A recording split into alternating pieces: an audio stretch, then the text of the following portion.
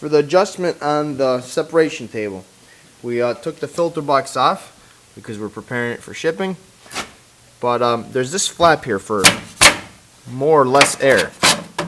So normally we have it running just about here for THHN. The heavier wire, you can open it more. If there's really heavy wire and it's going to be going up, you can open it almost all the way.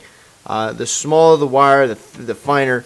If you see plastic starting to come up towards the plate, the top plate, you can close it and or open it, give less or more air. And then here we've left some magnets here.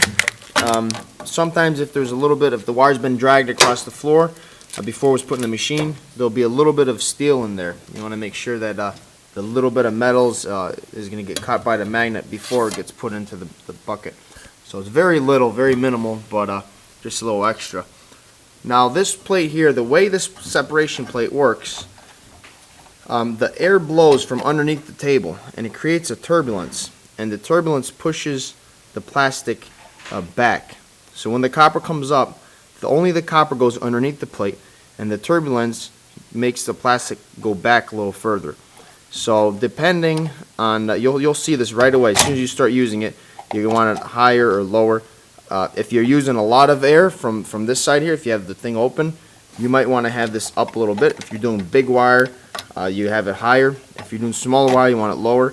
If you're doing very, very, very fine wire, like telephone wire, you want to have it very low. But then again, you'll see when you're adjusting it. And then we have these two adjustments here, which this one here, I personally wouldn't move it. It's set just perfectly. And then this one here is the height of the table, the tilt. So you can give it more of a tilt, as you can see here, up or down. So that depends on what kind of wire you're doing. You can go up or down. Right now we have it on the lowest setting, and it seems to be working just fine. But then again, it depends on which kind of wires you're doing. You can put it up or down. Now in the back, there's a little plate that we have, and we've removed it just now.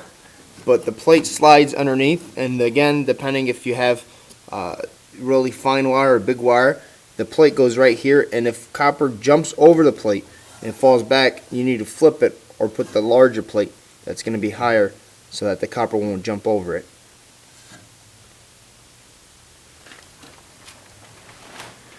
You also have in the top this flap here, and when you're using the suction with the dust collector, if you have fine copper, if you're doing really fine copper, and you find that there's a lot of it going up into the dust collection, you want to make sure you turn this down a little bit so that you get less copper, or no copper in the dust collection system.